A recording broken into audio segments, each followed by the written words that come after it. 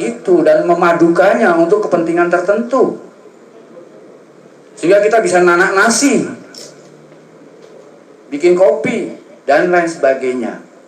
Itu karena pengetahuan kita tentang setiap elemen-elemen yang ada di alam semesta ini.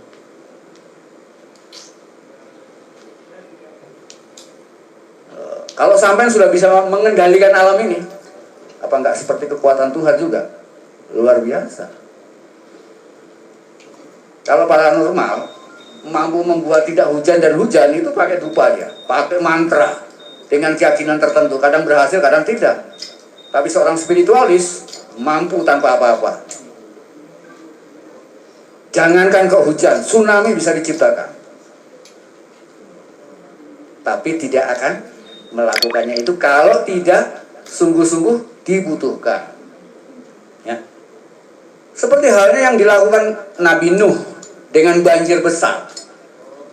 Yang membuat banjir besar itu bukan Tuhan, tapi kemarahan Nabi Nuh. Karena Tuhan gak punya marah sama sekali. Bagaimanapun besarnya dosa manusia, tidak akan mengalahkan kesabaran dan kasih sayang Tuhan. Ya. Jadi kemarahan Tuhan tidak akan pernah tersentuh sedikitpun oleh kelakuan manusia yang bejat sekalipun. Tapi yang namanya manusia butuh dimarahi, butuh dihukum, ya. Nah, untuk menghukum itu, ya Tuhan nggak tahu. Yang tahu siapa? Yang tahu ya sesama manusia. Maka Tuhan menghukum manusia lewat kemarahan orang-orang yang paling sabar dalam kehidupan ini.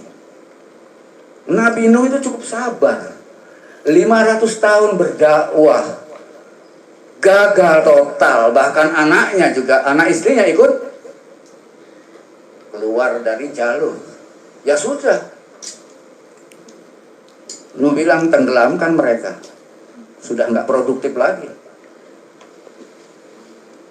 Dan keinginan Nuh disetujui Tuhan. Oke, kemarahanmu memang ukuran maksimal, ukuran minimal untuk manusia. Begitu pula orang tua, kemarahan orang tua bisa jadi kemarahan Tuhan bagi anak-anaknya. Enggak? Jadi tadi mungkin udah melebar jauh nih, tapi tadi yang mau ditanyakan lagi apa? Bedanya ruh. Oh. Ruh dengan tubuh jelas beda. Ya. Ruh dia tidak bisa eksis tanpa tubuh. Ruh dan tubuh itu saling membutuhkan. Karena tidak ada esensi tanpa bentuk. Semua esensi pasti berbentuk dalam keadaan sesederhana apapun. Begitu pula keberadaan Tuhan. Tuhan sebagai esensi, dia juga membutuhkan bentuk. Ya ini. Isi dan bentuk tidak terpisah. Ya, tuh sama dengan ruh dan tubuh. Hanya ruh itu kekal, tubuh tidak.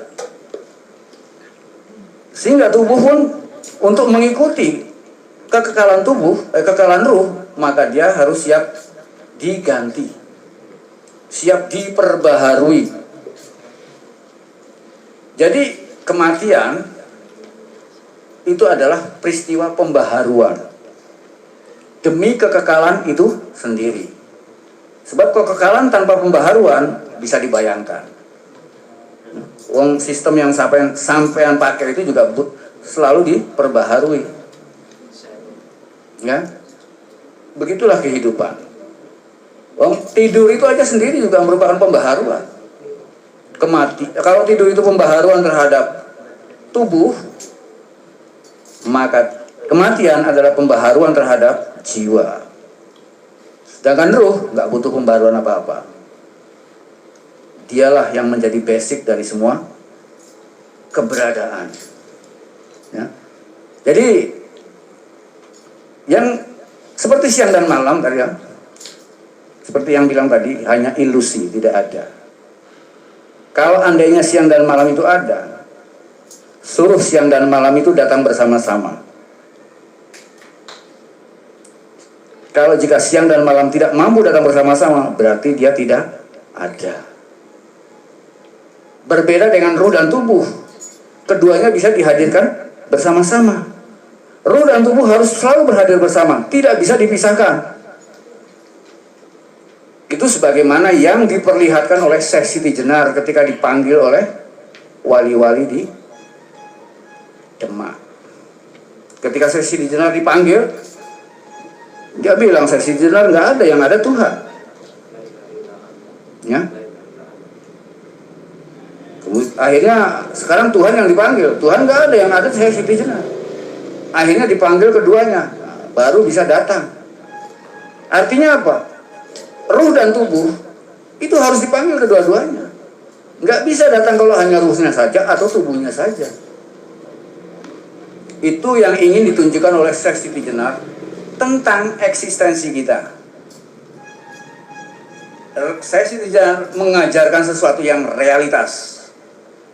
Cuma pada saat itu banyak orang yang tidak memahami peristiwa-peristiwa, pernyataan-pernyataan spiritualitas. Sebetulnya hal-hal yang sangat normal dan jelas. Di sana Syekh Siti Jenar tidak mengaku sebagai Tuhan. Dia mengatakan aku. Kata-kata aku itu bukan aku badan. Aku ruh, ya kan? Bukan aku badan. Jadi itu hal yang normal. Kalau wali-wali saat itu tidak mampu memahami, itu keterbatasan wali-wali. Yang saat ini wali-wali tadi kan dipuja-puja. Iya, tapi Syekh Siti Jenar dilupakan. Padahal dia gurunya wali-wali. Syekh Siti Jenar luar biasa cerdasnya. Nggak ada orang yang menyamai dia. Wali-wali aja sampai kebingungan. Kecuali satu, Sunan Kalijogo. Sunan Kalijogo itu muridnya Syekh Siti Jenar. Ya, jadi itu peristiwa ruh dan tubuh. Tadi sampai mau bilang apa lagi tadi? Human animalism. Oh ya. Ya. Yang banyak melukis dan tema lukisannya saat mungkin yang dilihat sama Mas Bambang ini bertemakan human animalism, yaitu